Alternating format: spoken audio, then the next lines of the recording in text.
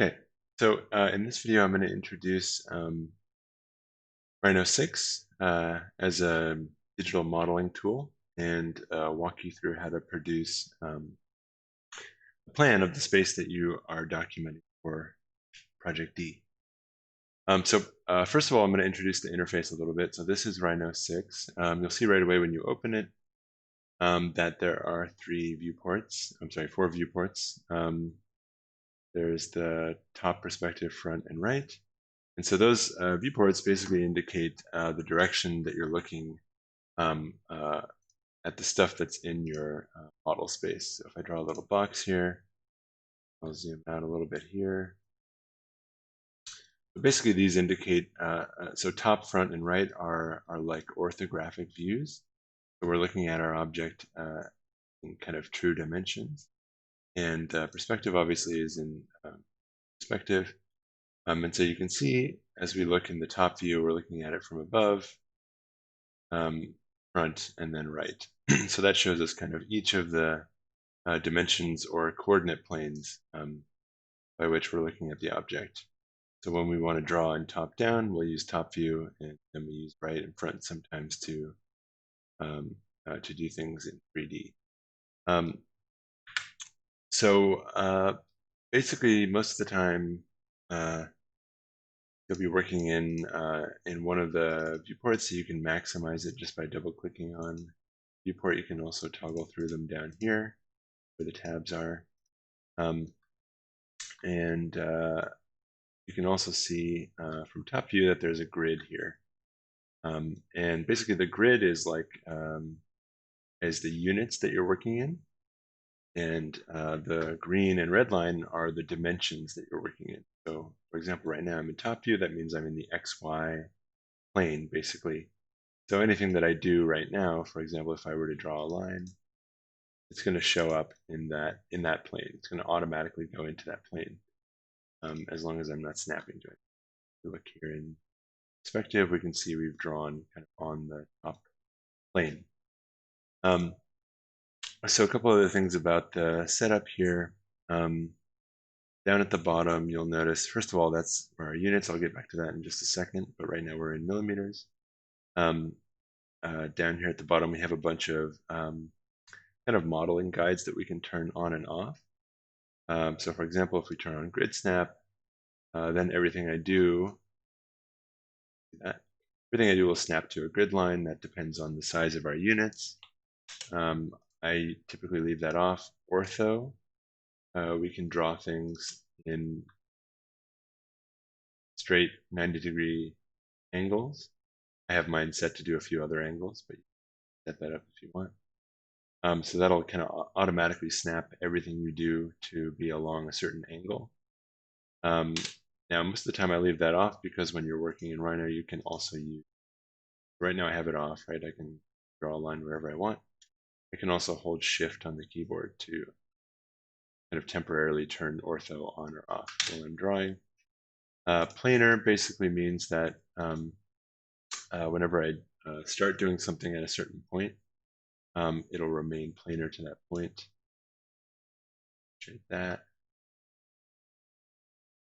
Oh, well, before I get to that, I'll have to explain what OSNAP is. So OSNAP is like grid snap, but it stands for object snap. So if I turn that guy on, you'll see that these check boxes down here become available. I can toggle them on and off.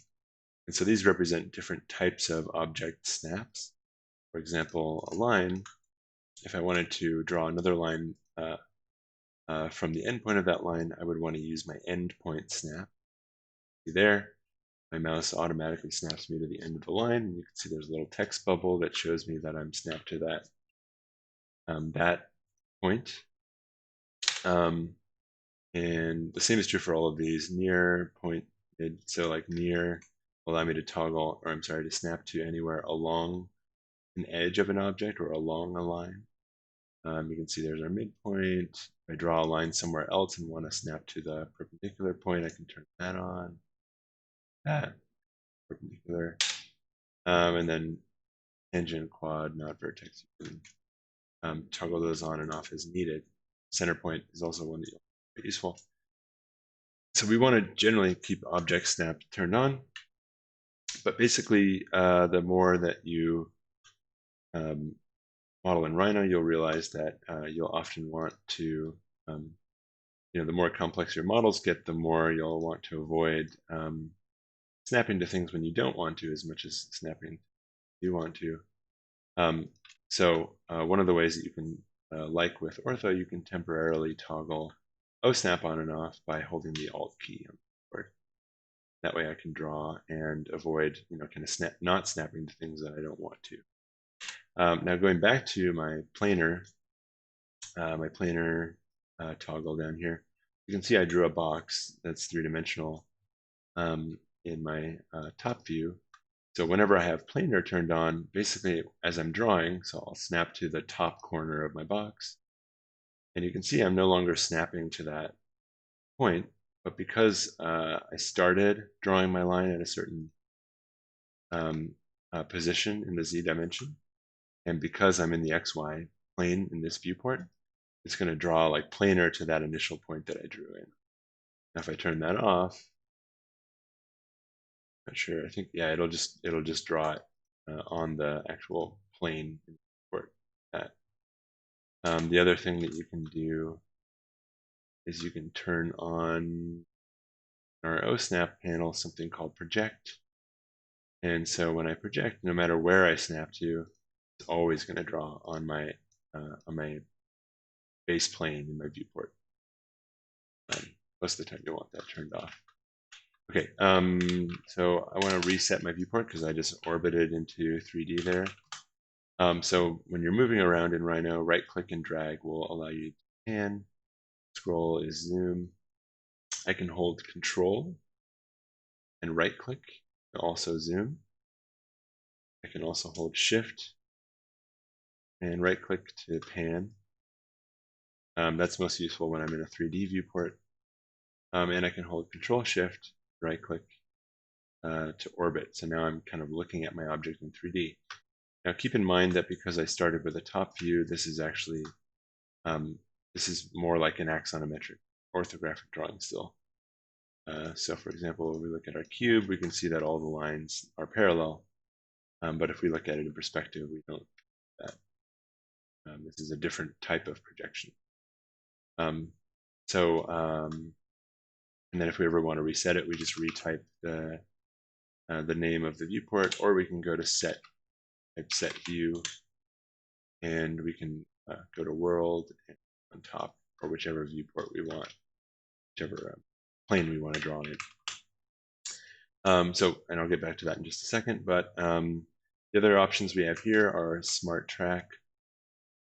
So draw a line, and you can see that any point that I snap to, I can then like track, whether or not the other end of my line is going to snap to point projected from that point that I just snapped to. That's what Smart Track does. You can turn it on or off there. And then finally, Gumball, which is this thing right here. That's our little kind of coordinate arrows.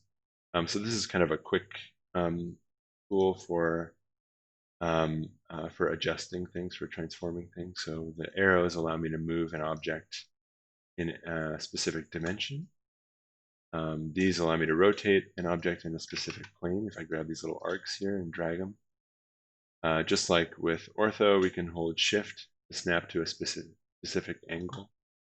And then the little grips here allow me to scale the object in a specific dimension. And there's a couple other things you can do with this tool. Like I can grab this little plane right here to move an object in a plane rather than in just one dimension. It's good for working quickly, but not as great for doing precise adjustments. So I generally leave it off. The other thing that I will mention is that just now I typed something into the command line. So this thing up here is called the command line, which you may be familiar with if you use other CAD programs. So generally there's two ways to do anything in Rhino. There's the button.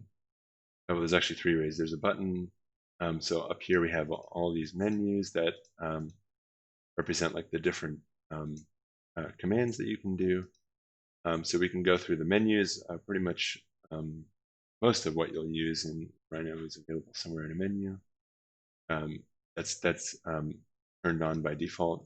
You can also go up here to the drop-down list, and there we can see that there's all these different tools that we can click on. Or you can just type your command into the command line on your keyboard, which is generally what I like to do. But it is useful to have these menus. You want to find out, what a command is called if you can't remember it, or if you aren't sure if Rhino will do something. The other thing that I like to have on is a properties panel. So over here on the right, this little panel says properties, and that's really useful right now because I have nothing selected. It's telling me the properties of my viewport, and it's also allowing me to show or hide a safe frame that only works in perspective view. That's for like setting up the camera. You can ignore that for right now. But properties is also useful because every time you select an object, it will give you all the properties of that object. So it'll tell you, for instance, what type of object it is, what layer it's on, how it's being displayed. And up at the top here, there's all these buttons that allow us to look at different properties of that object. So there's things like we can apply a material in Rhino, and we can apply mapping to adjust that material, and so on and so forth. So anyway, so you'll want to have properties on that'll give you basic information about objects. The other thing that you'll want to have on and use often is the layers panel. So down here at the bottom, this little, where it says default and there's a black square, that's the layer that I'm currently set to. So I think you can turn layers on just by typing layers into the command line. Let me check if that's true. Yep. And so layers just allows you to organize your objects in your file. So you can turn different things on and off. For example, if you're drawing like we're about to do, you'll want to put layers with different line weights, or you'll want to put lines with different line weights on different layers so that you can adjust their visual properties when you export them.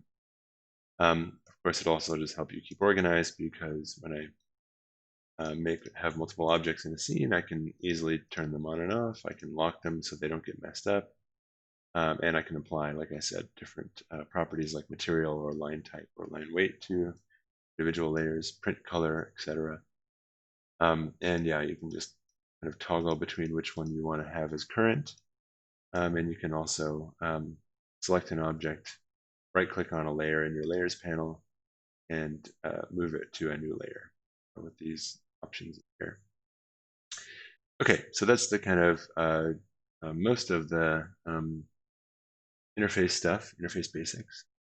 So what I want to do first of all, and I do this every time I open a new Rhino file, is I want to set the units that I'm working in.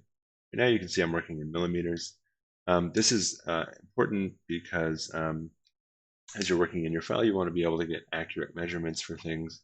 And you also want to be able to do scale drawings or scale representations. It's also, excuse me, it's also useful for doing things like dimensioning or sizing text objects, which we'll get into a little bit later. So the way that I adjust my units is I just type the word units into the command line, press enter on the keyboard. And so this will take me to the properties menu, and I think you can get to that also by going to edit, not it, or sorry, go to file properties. So most of the settings for your file and for Rhino you'll find in here. So like I mentioned earlier, when I use my ortho snap, I have mine set to every 30 degrees. I think the default is every 90 degrees. So for example, that's one tool in Rhino that I can adjust in my document properties. Right now, I'm just going to adjust units. Now you can see under if I expand the section marked units, there's a section called my model units, and there's a section called layout units. So I'll talk about what a layout is. It's like paper space in AutoCAD, if you're familiar with that. I'll talk about that in a minute, but basically we're going to set the units for our model space right now, which is like this space here. This is where we're drawing and modeling our objects. So in the model with the model section selected, I can click the drop down, and I'm going to change into feet. Now, the other thing that you'll notice here is that there's a tolerance, and that depends on the size of your units. Generally, you want that to be 0.001. And you can go smaller or larger, but it'll kind of affect like how precisely your objects turn out when you model them. So now it's asking me, because I changed from one unit system to another, if I want to scale my object, or sorry, scale my whole file. I mean, I don't have actually anything in my file because I already deleted it all, but I'm just gonna, that'll keep things, even though they'll show up, they may appear to have gotten bigger or smaller. They're the same size. They've remained the same size as long as I hit yes. Okay, so now that I have my unit set up, I can start drawing. So again, I'll reset my viewport to top.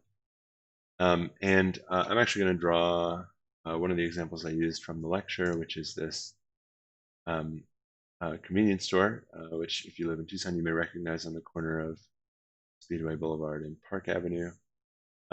So, you know, you guys will be able to go and observe and document, you know, rough dimensions of your spaces when you actually go and observe them.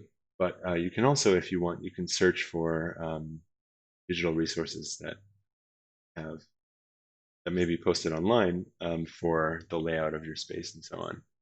So for example, you're in Pima County, which is where Tucson is. There's something called Pima Maps. Just Google it and you'll find this. And then I zoomed into where my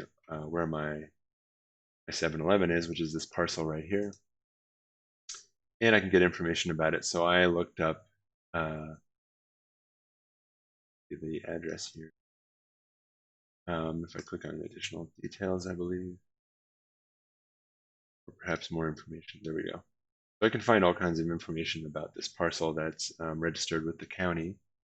If I go over here to where it says property research online, and almost every county will have an equivalent in the US, right click here and enter my address from that parcel. I can find information on permits that have been filed with the county for that parcel of land. And for example, the first one I actually clicked on had a document attached to it. This fire plans. So whatever this adjustment, whatever this change that was done to the place needed to be approved by the fire department. And so there's a plan on file with the county that shows the layout of the space for the use of the fire department. So I use that plan. I can use that plan to kind of get rough dimensions. So I'm going to kind of work from that for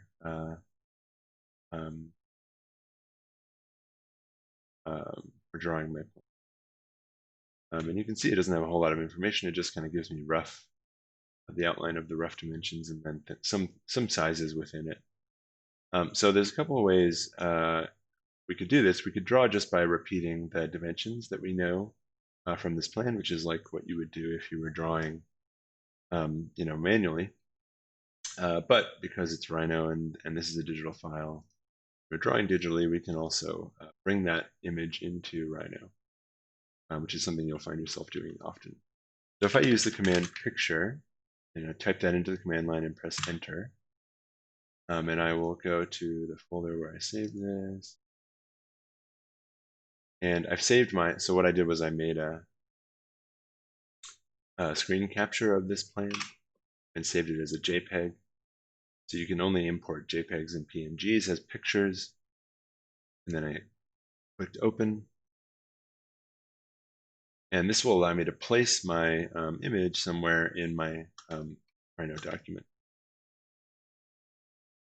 So you can see, you know, and if I go to perspective, you can see it's kind of like applied that image to like a surface. So I can move that surface around in space.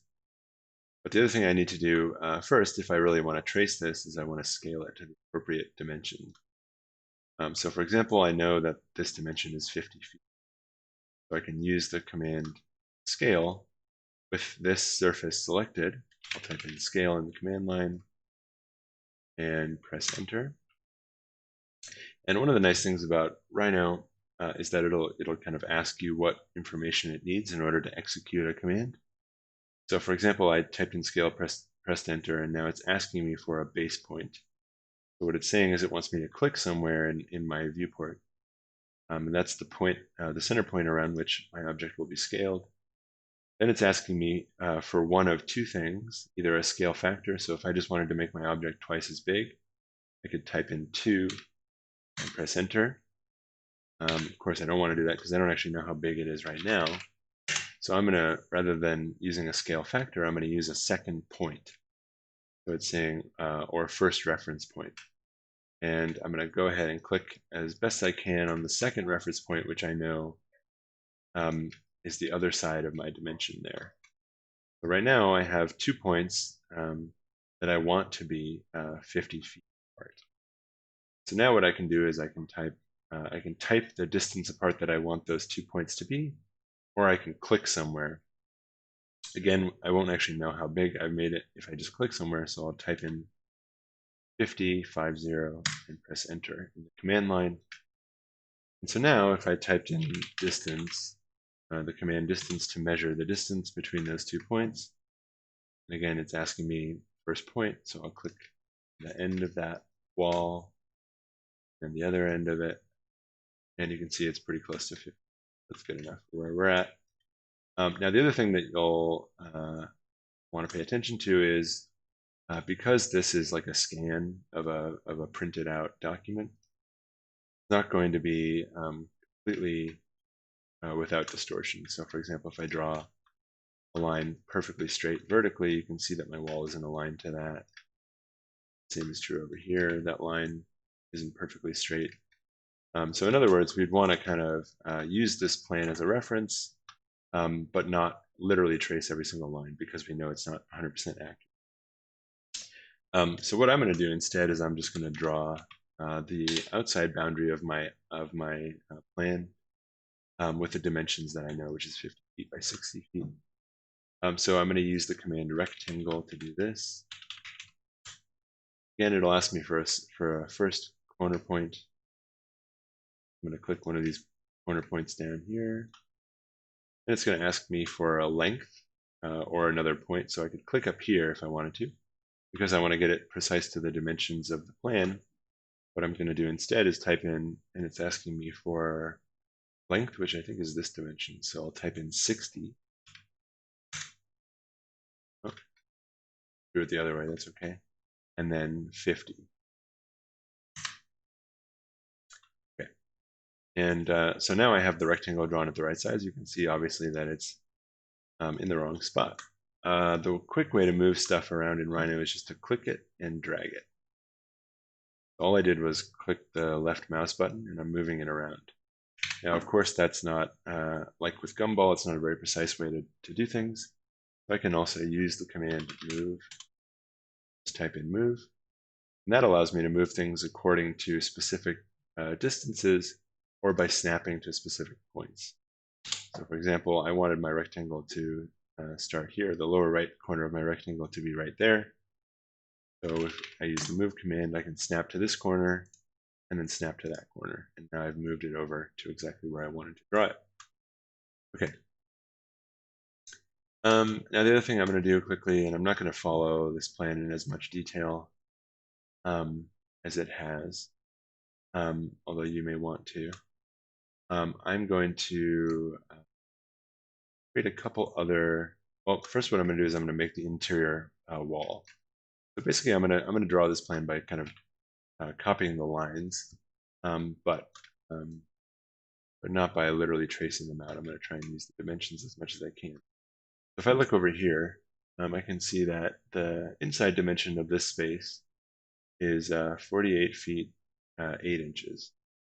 So 48 feet 8 inches minus 50 feet is going to work out to 16 inches, and divide that by 2. So half that thickness is in this wall and half that thickness is in that wall. That means that each wall is about 8 inches in thickness, or the outside wall, I should say, is 8 inches in thickness. So rather than trying to draw another rectangle and get it precisely located, I'm going to use a command called offset. I'll type in offset. Now I already had my line selected, so it knows that that's the object that I want to offset. And then it's going to ask me a bunch of different for a bunch of different information. Now I can leave all this stuff as default if I want to. The one thing I definitely want to change is the distance. So if I click on, I can either, when I want to change a certain option for a command, I can either type the letter, so you can see for distance, the D is underlined. So I could type D in the command line and press enter. And now it's asking me what distance do I want to set my offset to. I can also just click on the option with my mouse and it'll take me to the same place. Now, I want to move this by 8 inches. However, my file is currently set up in feet. So rather than typing in 8 and pressing enter, which if I did that, you see it's trying to offset my line by 8 feet. What I actually want to do is go back to distance, and then I want to type in 8, and I'm going to type in quote.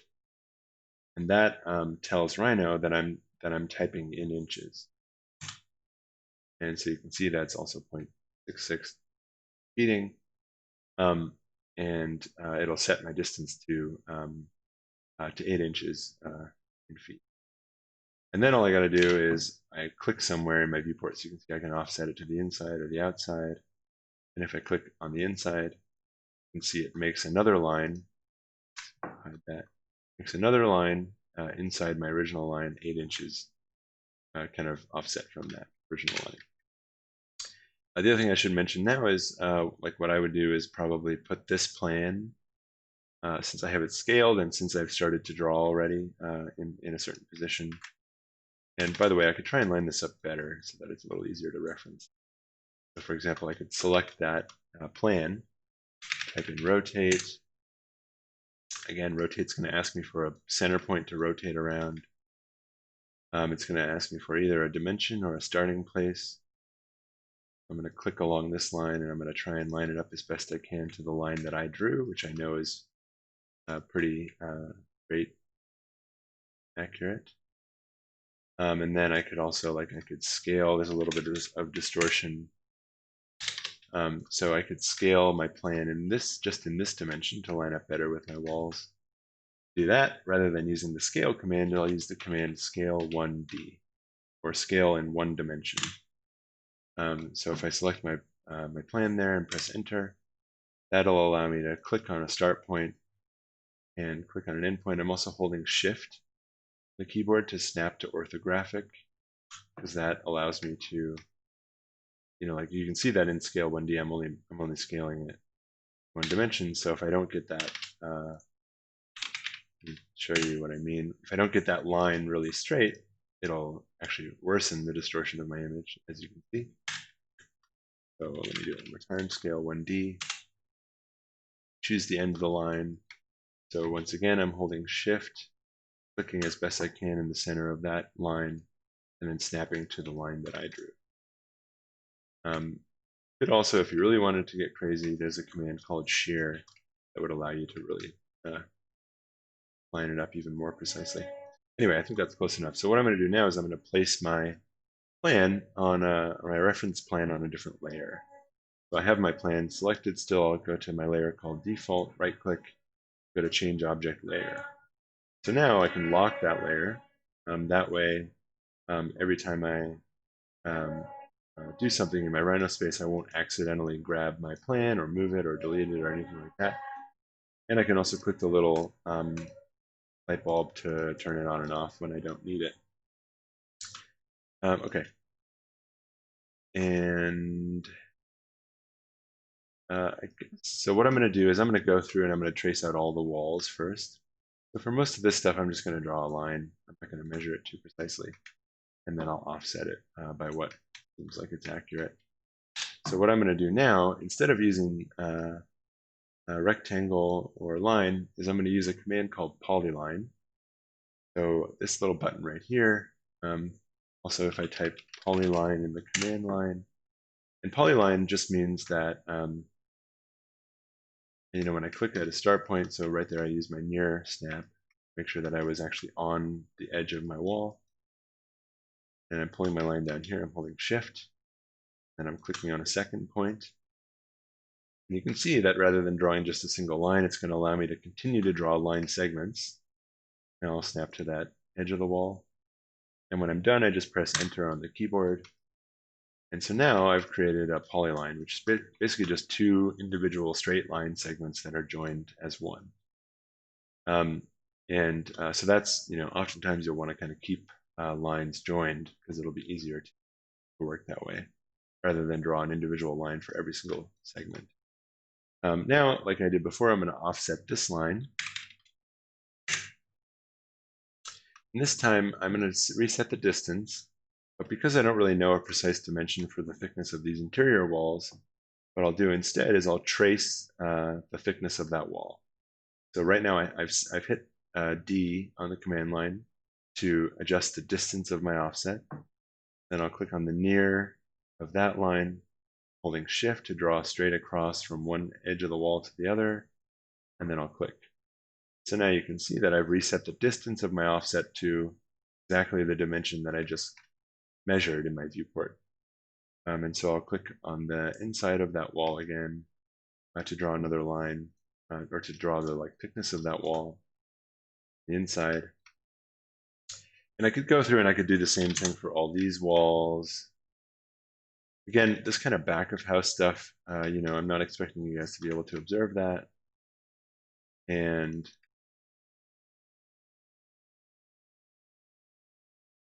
you can kind of just represent it as back of house. You don't have to necessarily draw it in a ton of detail if you don't have. Okay, I could do the same thing now. I would offset.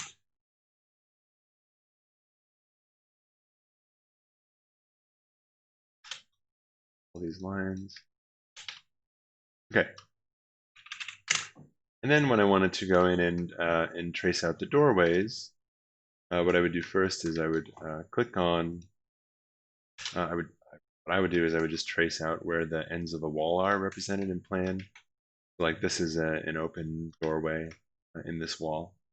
I'm just going to use the command line now. I just want to draw a single line segment. And if I wanted to, I could even make this a standard dimension. It doesn't look like there. I don't know. So I could measure this with the command offset distance. There we go. And then, for instance, I could draw the rest of these doors by drawing a single line and offsetting it. And that way I would know that they're all the same width. I don't know that they actually are the same, but I can draw them that way. Drawing one side of each door opening. This one's obviously different because it's a double door.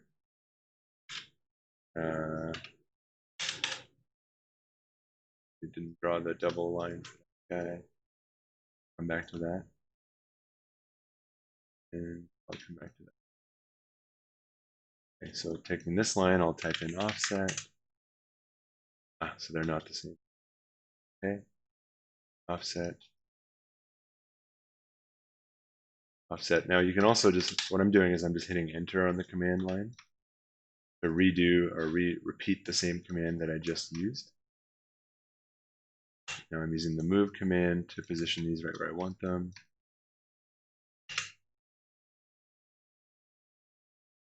That. And I can also drag them and hold shift. Now you can also, so another way I could do this, for example, if I didn't want to offset it and I didn't want to draw another line there, I could use the command copy. Now it's important to note that there is another command called copy to clipboard. And when you hit the commonly used hotkey Control-C for copy, that's the command. I have mine set up differently, but that's the command that Rhino will run.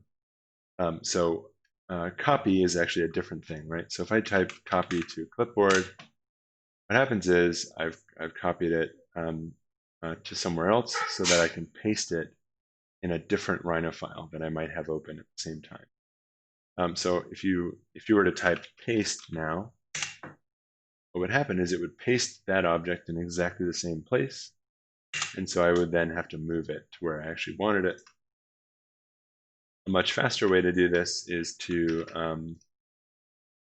just type in the command copy, which works exactly like the command move, except that instead of moving something, it just duplicates it as well. So I can move it and copy it at the same time by using that command. See, let me offset this guy and set my distance to the walls I've already drawn. Okay. Line. Copy. And each time I copy, I'm either snapping to something so that I know that, for instance, when I move it down here, it's still touching both faces of the wall, or I'm copying something by holding Shift. If I type copy, hold Shift on the keyboard as I move it, that way I know it's perfectly lined up to these lines, which are at a 90-degree angle. That I know, again, I'll know that I'm still touching both of the faces of the wall when I copy that line. So I'm going to go ahead and copy both these lines to create both of the windows. And for instance, well, it looks like they are actually different sizes. But if they were the same size, what you could do then is you could select these two and copy them based on the previous one. That obviously they're not the same size, so I can do that. I suppose what I could do is I could copy this.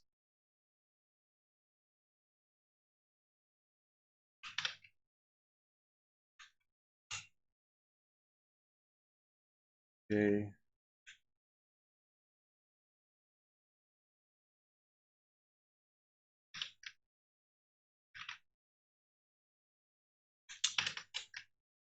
Okay, great.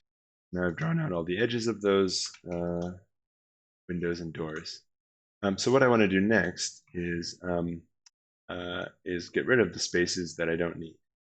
So like on my plan, on my reference plan, there's an opening right here in my wall, right? It's just represented basically as not having a wall there. So in order to do that, what I would do is I would take the two lines that I've drawn to represent the width of the door and type in the command trim. The command trim is going to, as it kind of describes here, it's going to say, press enter, oh, what does it say? Select object to trim. So basically, anytime I have one set of lines or objects and another set of lines, so let's take these two outlines, for example. If I select, if I want to trim one of them, I type in trim. I'll select the object first that I want to trim with, and then I'll select what I want. Oops. Press enter, and then I'll select the thing that I want to trim. So if I wanted to do the opposite, I could type in trim away the remainder. Now there's another way to do this, which is called, for instance, these are two kind of joined sets of outlines. So if I wanted to just make a break in this oval using the intersection of that box, what I could do is I would type the command split. Then it would ask me, what objects do I want to split? I want to split this oval. And when I'm done selecting objects to split, I'll press enter. And then where do I want to split them, or what am I cutting them with? That rectangle, press enter. Now you see it looks exactly the same, but these are separate objects. Separated them into individual curves. So we can do the same thing to make these doorways. So I can select them all at the same time. I can type in trim. So that is my trimming object. And then I can click and drag in order to trim the wall away. Now I just did something basically what I just did was I selected an object in two different ways. So in Rhino, when you click and drag, you'll see that the window created either has a dashed line or it has a solid line. So when I click and drag to the right, I'm always going to see a solid line. What that means is that I'm only going to select stuff that's inside, totally inside the outline of where I'm clicking and dragging. So the larger I click, the more stuff I select. Now this line is really, really big, so I'd have to click all the way down here to select it. Now the other way I can do it is if I click and drag to the left, I'm going to select everything that the line touches. So I selected that little segment inside of it, but I also selected this big wall line because my selection crossed over those two lines. So when I trimmed these walls just now, I clicked and dragged to the right in order to select the edges of the doors. Then I typed in trim, and then when I wanted to select the stuff to trim, I clicked and dragged to the left. So everything that my selection crosses over got selected. I can also click on the lines individually like that. But you can see I wouldn't be able to trim it by clicking and dragging to the right.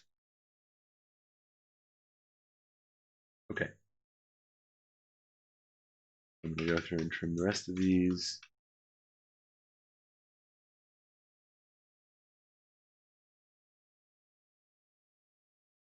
Okay.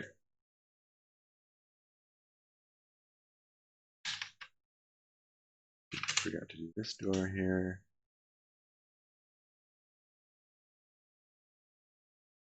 Now the other thing about selecting objects is that you can select multiple without having to select them at the same time. For example, when I click on this wall or this edge of the door, and then I want to add this edge of the door to my selection, you can see when I click on it, it deselects the previous thing I had selected.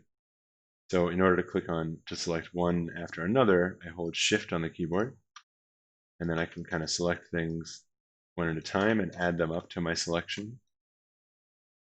And I can also remove objects from my selection by holding Control on the keyboard and specifically deselecting them like that. That's how you select and deselect multiple objects. Okay. Now, the other thing I want to point out here is I have all the kind of walls traced out. And typically in your floor plan, as we discussed with the drafting, those would be my heaviest line weight, right? So what I want to do is I want to, as I continue to draw now, what I'm going to do is I'm going to like demarcate, where the shelves are and stuff like that, because those also, contribute to the organization of the space. But rather than draw on the same layer, I'm going to start drawing on a separate layer because I want them to have a separate line weight or a lighter line weight when I go to export them. So I can go ahead and select a different layer to begin working on. I can also double click on the name of a layer. So I'll call this my heavy line weight. And I'll call this like medium. Generally speaking, unlike AutoCAD, where the best way to line weight is by using color table or plot style color table. In Rhino, the best way to line weight is to put everything that should be of a certain line weight on a certain layer. In other words, we're going to organize our objects by their line weight on separate layers. And then in order to actually set the line weight over here in my layers panel, I can set a line weight where it says print width, click right there, and I can set a thickness of a line for that whole layer. And I'll talk more about setting that up once we get the plan kind of wrapped up. Okay. So I'm going to go through and I'm going to draw the rest of these kind of shelving and counter objects. And I'm also going to draw, I guess, okay, one thing I could do now, let me draw a door. I'm going to use the command rectangle to draw the door. I'm actually going to use an even lighter line weight. Actually, no, I'm not. Same one. So rectangle, What I'm going to do is I'm going to draw it with a certain thickness like that. Now you can see the doors represent the swing in plan. I'm going to just show the doors as completely open, which is a little bit more conventional.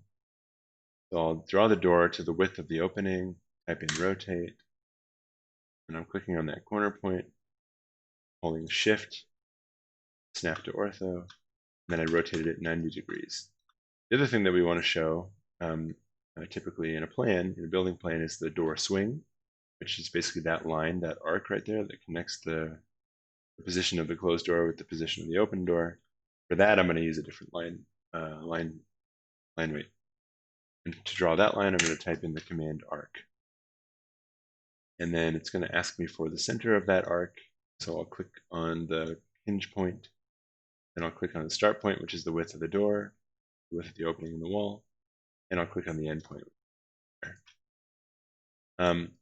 Now, what I want to show you is that rather than doing that over and over again for every single door, and rather than copying the door and rotating it or mirroring it to be in the right orientation for each place where I have a door, what I'm going to do instead is I'm going to use the command orient. So I'm going to select both the door swing and the door itself. I'm going to type in orient in my command line, and it's going to ask me for a couple of options. One of them is, do I want to copy it when I orient it? I'm going to click on that. I'm going to toggle it to yes, I do want to copy it. Do I want to scale it? Actually, yes, I do. I want to scale it in 3D. So what that means is that every time I reorient it to a new place where a door is, it's going to scale to the size of the opening of that door. So then, once I have those two options determined, I'll click on reference point 1. So I'm just going to use the opening of the door as reference point 1 and 2 right there. And then it'll ask me for target point. And so that's where I'm copying it to. And so I'll just click on the opening 1 and 2. See, for that one, I have to mirror it. Just clicking on the opening. You can see as I drag it out,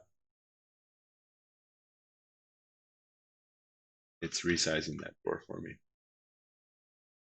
Now, this one's a little bit tricky. You could draw the center point. This is also one situation where we can actually use Smart Track. What I can do is I can snap to that point, and then I can snap to this other point.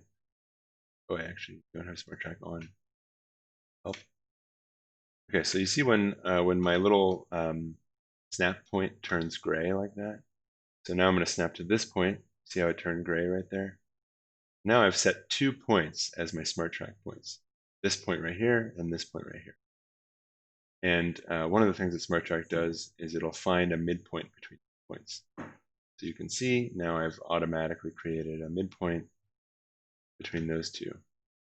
Snap to that as my second target point.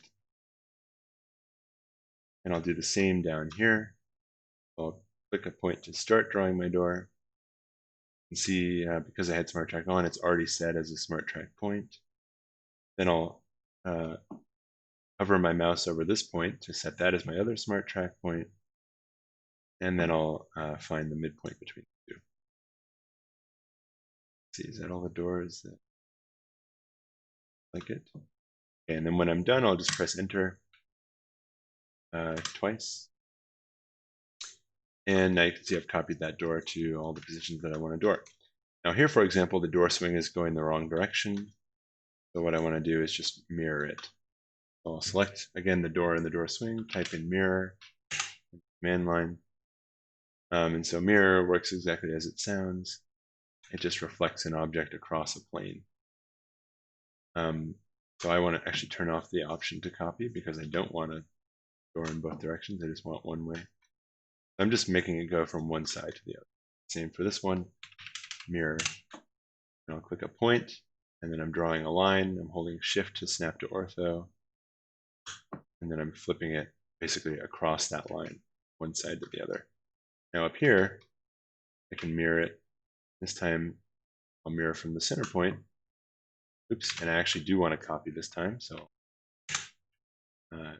click the option copy and mirror across the center point. Now I have the double door, and I'll do the same down. Okay, so then I've drawn all my doors. So now, like I said, I'm going to draw out all the shelving and countertops. I'll probably pause it so you don't have to watch all that, and then I'll talk a little bit about how to export the drawing. Okay, so a couple things I wanted to mention. You can see I've drawn in all the counters and shelving. One thing that like I talked about with Polyline is that a lot of these objects are actually multiple lines kind of joined together. And so the way that you kind of deal with those objects in Rhino is you can join them or you can explode them. That's those two little icons over here. So for example, when I have two objects like this, that's one polyline, that's another polyline. If I wanted to join them into a single object, I could select both, and I could type in join. And so now you can see that's one object. I can continue to join those objects until they get a larger outline. The other thing that I could do if I wanted to separate lines is I can type explode. And again, that will make every single individual segment separate. Now I also, by the way, Control Z and Control Y are how you go undo and forward. You can also go to edit undo or edit redo. So I just undid that. But if I explode this and I wanted to, for example, just take out one segment, you can see I still have all those lines selected, even though they're now individual objects.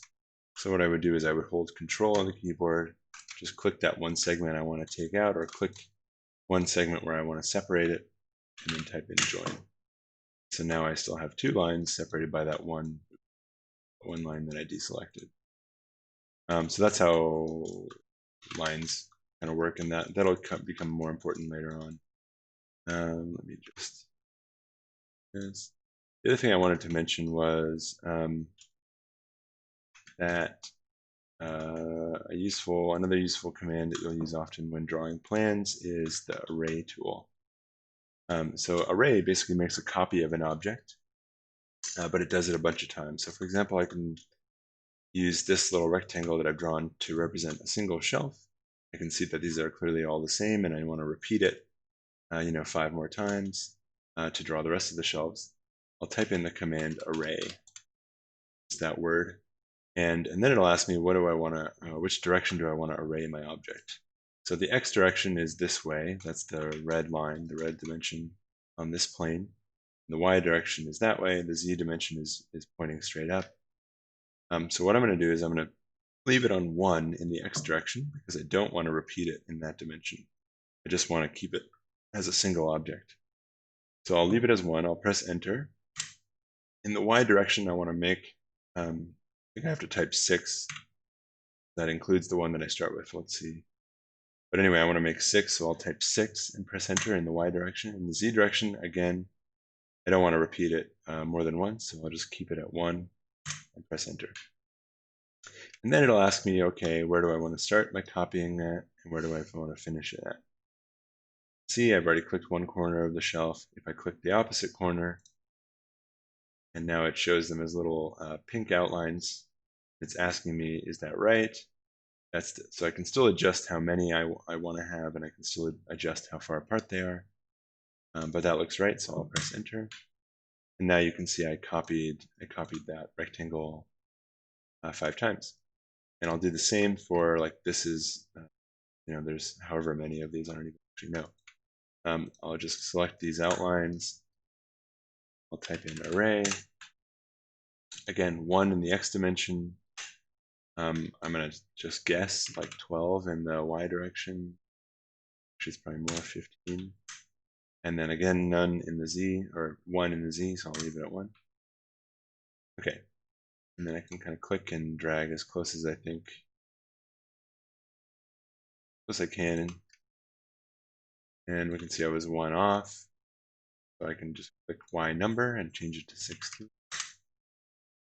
And then when I'm happy with that, I'll just press enter. And they're not perfect, but they're close enough.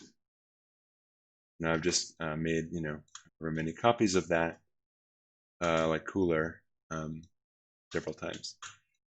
Okay, so once you have a plan kind of drawn out, as this one is, what you basically want to do is you want to export it to another.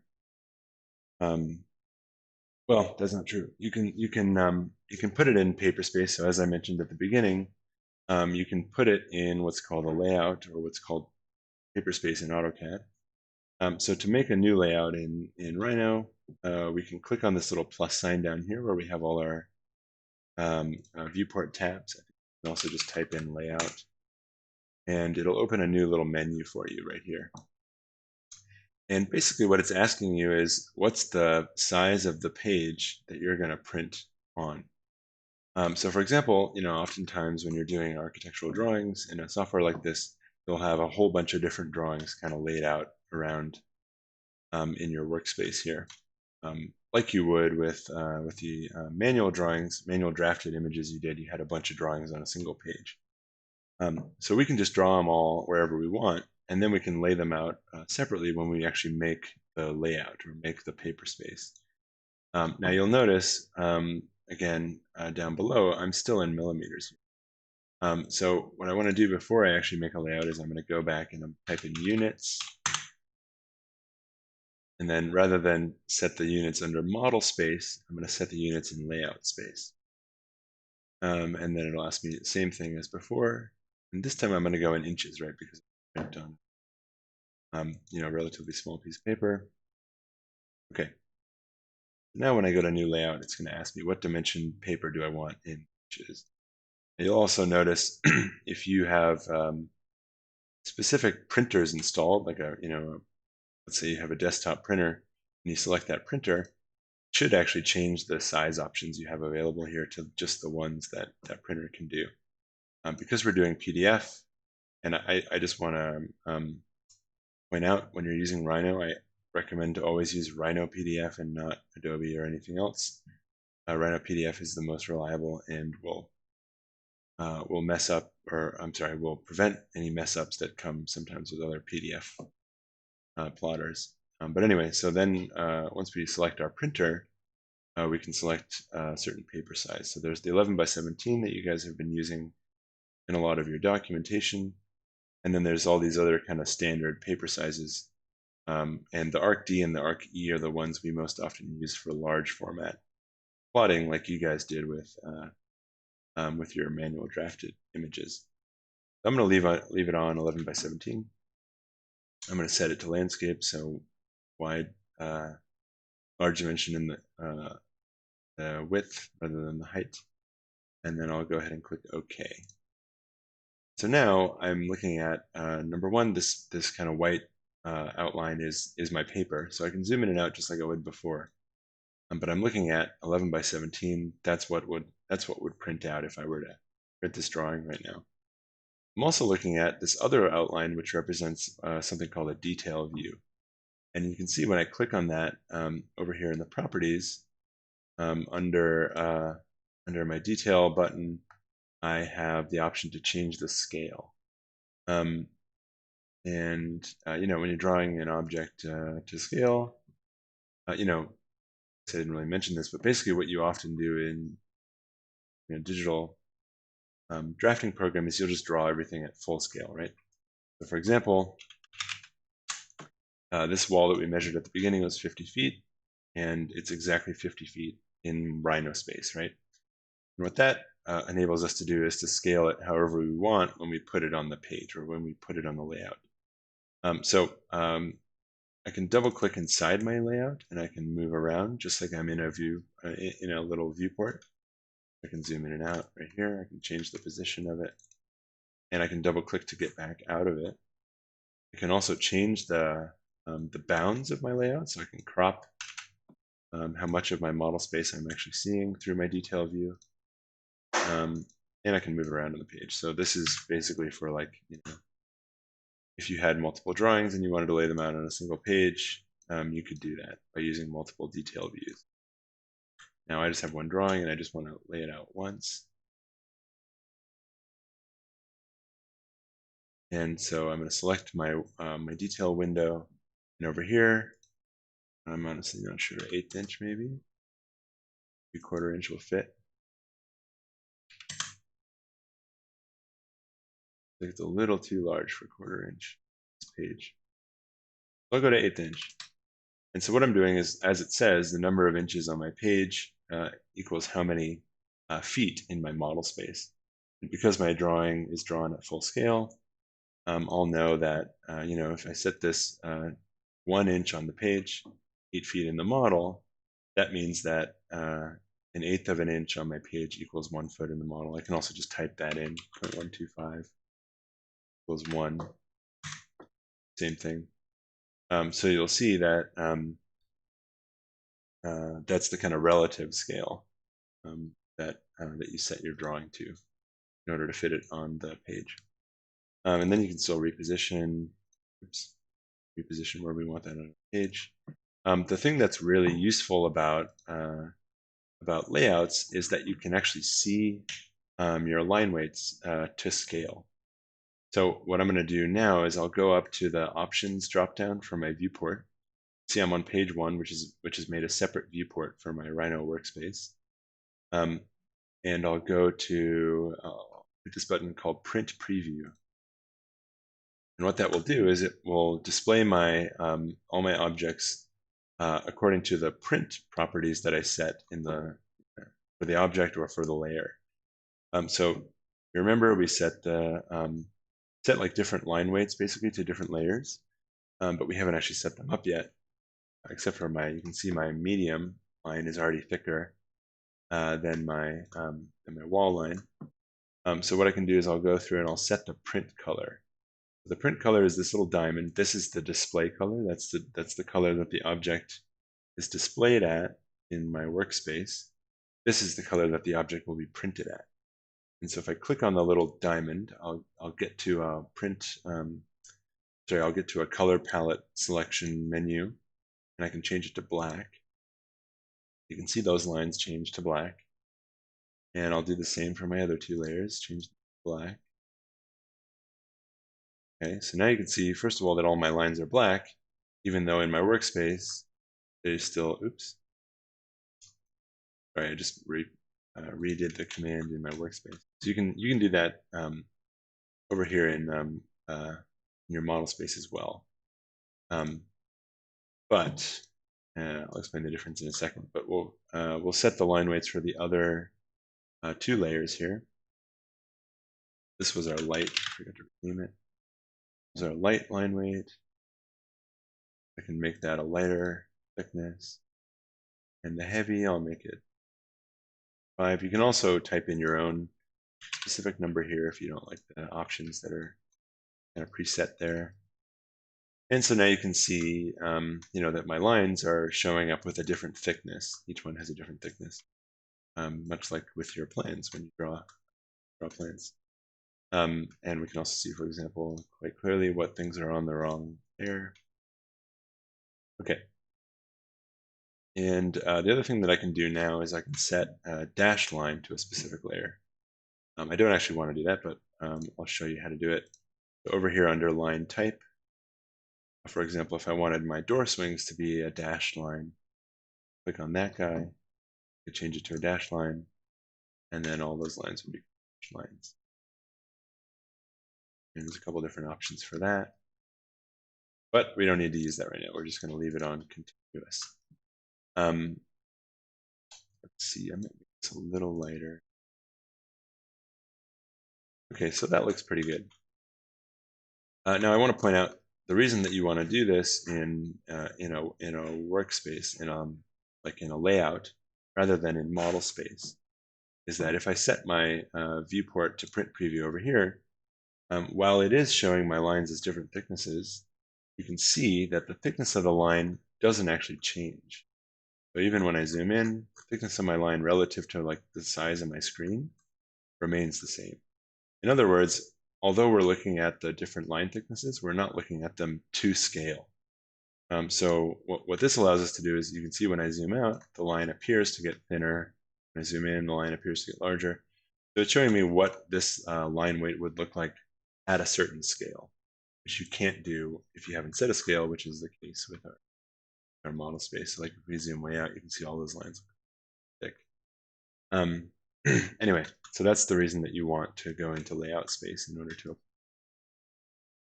Okay, great. So you can do all that in Rhino if you want to, and if you were happy with that, you could actually print it from Rhino.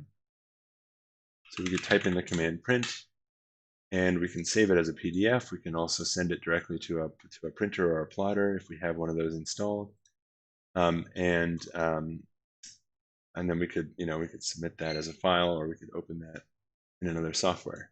What we actually want to do is, because we're going to take this drawing into Adobe Illustrator, is we want to export it rather than print it. So what I'm going to do is go to File, go to Export Selected. It'll ask me what objects do I want to export. I'll click and drag to select my whole drawing, and I'll press Enter. And then I'll go to where I want to save this guy. Okay, and I'm going to save it as a name. Call this my 7. I'll give it a file name, and then under Save As Type, I'll click this drop down. And so rather than saving it as another Rhino file, I can actually save that as an Adobe Illustrator file. And when I do that, I think you'll see, I don't actually know if this happens by default, but you'll have options when you go ahead and save it as a different file type. So if I just hit save, the options should pop up, but I can also just click on this button, Options. And so, for example, if I wanted to export this plan to a specific scale, so rather than just exporting it relative to like how zoomed in I am in my viewport, I can choose to set this option, Preserve Model Scale.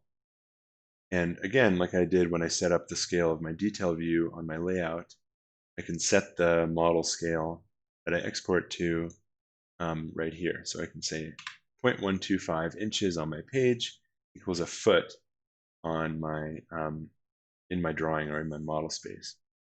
And that's like, so that's 1/8 of an inch equals 1 foot. That's how you export it to a specific scale. So I'll click OK, I'll click Save. Oh yeah, so it does pop up. So click OK. Right, and then I could open that. So that file should appear in your file browser, and you can go ahead and open it up in that other software. Now, as we discussed a little bit in previous assignments, Adobe Illustrator is different from Photoshop in the sense that it's a vector editing software. So a couple things to note: if you have problems with, let's say my drawing is way out here, your drawing can actually be so far away that you won't be able to find it when you open the Illustrator file. The way to fix that problem is to move the drawing closer to the origin or the 0, point in your Rhino model. So like we discussed before, there's a coordinate system here, and the coordinate system has a kind of center, like a 0 point. So we're counting up in the x dimension from in that direction from this point, counting up in that point. Basically, every time we export this file, it's going to position it relative to the origin in Rhino. For example, if I were to export it now, we'll call this my second one.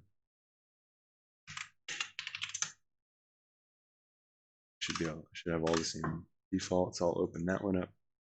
Now you can see it actually appeared right on my page, right? Because that point right there is actually my 0, 0. That's my origin. So if you can't find your drawing, the first thing to do is to go back to Rhino, position it closer to the origin, and then try and export again and see if you can get it to show up. The other thing that can happen is when you export,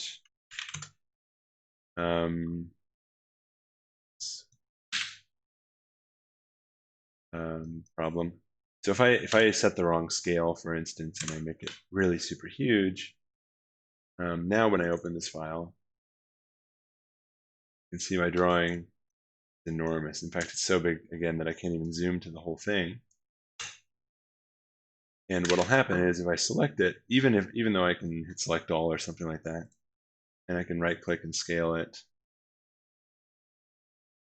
because it's so big, because it's actually off the workspace, it's not going to let me do it. So it'll say, can't scale the object. It would make the objects fall completely off the drawing area. So it's possible to export a drawing to a scale that is so large that it'll be unmovable or unadjustable in Adobe Illustrator. That's one thing to watch out for, I guess.